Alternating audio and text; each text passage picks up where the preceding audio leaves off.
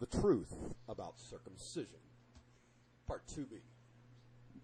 Those are some of the dynamics that have contributed significantly to the forestalling of an end to this insane practice. Now let's take a look at the neurological, psychological, emotional, and psychic consequences. Perinatal trauma. Circumcision is a form of perinatal birth trauma. CIRCUMCISION tested boys before and after circumcision and found that the trauma causes severe disturbance of normal function. Taddeo and others documented behavioral changes at 6 months of age, suggestive of PTSD in circumcised boys. Ilmaz et al. Have demonstrated PTSD in boys in the phallic period who are undergoing circumcision for phimosis.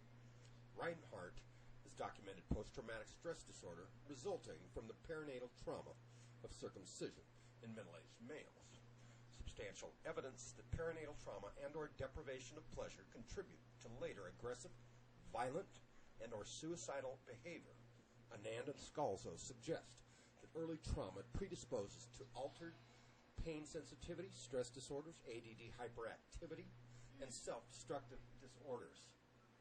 Van der Kolk identified a compulsion in traumatized persons to repeat the trauma.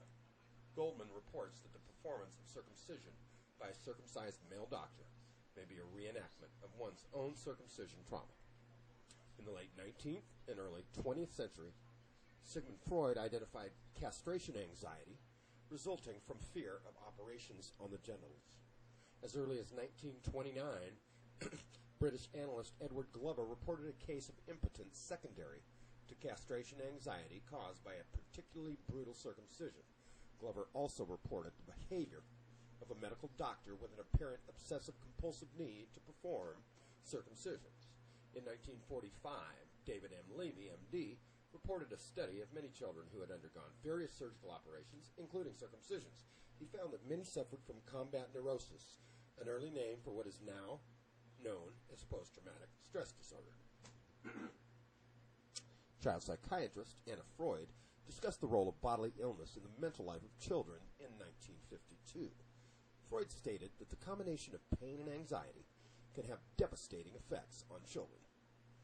Child psychologist Gott Cansever in 1965 assessed 12 Turkish boys before and after they were circumcised. Cansever reported severe disturbances with functioning after the circumcision as measured by psychological testing. In 1975, James Prescott reports on the origins of violence. Prescott believes that the deprivation of body pleasure contributes to the development of violent behavior. Circumcision removes the pleasure sensors in the foreskin and so deprives the individual of body pleasure. Richards, in 1976, observed behavior differences in male children in the U.S. that were not found in male children in Europe. The U.S. male children were circumcised, while the European children were not circumcised. Richards suggested that the changes were due to circumcision. Grimes, apparently unaware of the work of Freud, Cansever, or Richards, wrote in 1978 that the application of crushing clamps and excision of penile tissue probably do little to engender a trusting, congenial relationship with the infant's new surroundings. Kennedy reported the case of an adolescent boy traumatized by circumcision. York subsequently reported on the need for additional study of psychic trauma. He cited the trauma of circumcision as an example.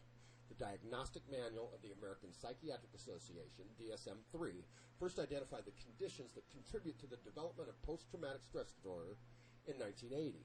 The 1987 DSM-3R reports the conditions described for the pathogenesis of PTSD. These are exactly similar to those experienced by the helpless infant undergoing circumcision. Perinatal psychologist David Chamberlain in 1989 demonstrated that people under hypnosis can remember their birth and traumatic events associated with it. Van der Volk, 1989, reported that victims of trauma tend to reenact the trauma. These findings apply to many kinds of child abuse and may help to explain why men and women who were victims of circumcision violence are more likely to perpetuate male and female circumcision violence. Again, in 1989, Prescott contrasts the pain and trauma of circumcision with the pleasure and peace of avoided circumcision.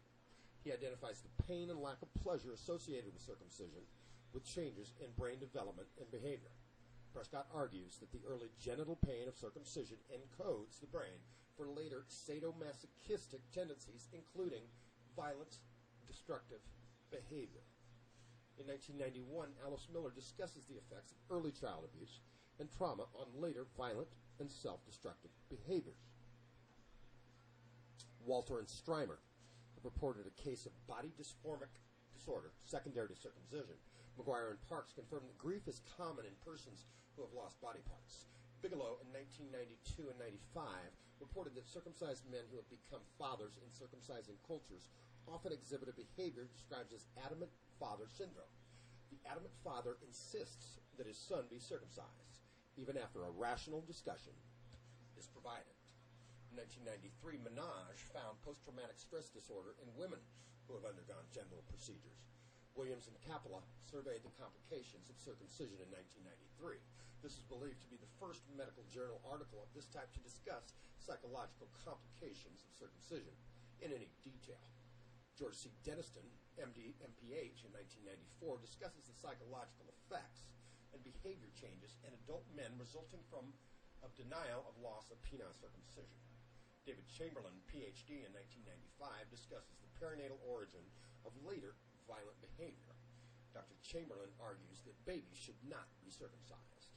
In 1996, Hepper reviews the literature that shows that fetal memory commences to operate well prior to birth and continues across the birth experience into the newborn period.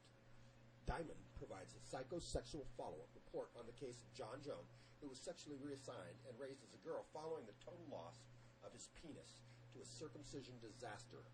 John was circumcised to treat a fused foreskin, even though this is a normal developmental condition in newborn boys. John, David Raymer of Winnipeg, Canada, was the subject of a book, As Nature Made Him, by journalist John Colapinto. Mr. Raymer later committed suicide. And that concludes The Truth About Circumcision, Part 2, Part B. Please stay tuned for Part C. Thank you.